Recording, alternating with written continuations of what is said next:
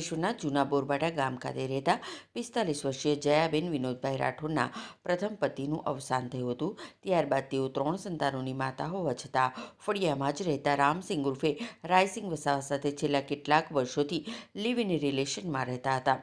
આ દરમિયાન રામસિંગ વસાવા અવારનવાર જયાબેનના ચરિત્ર પર શંકા કરી ઝઘડા કરતો હોવાનું સામે આવ્યું છે.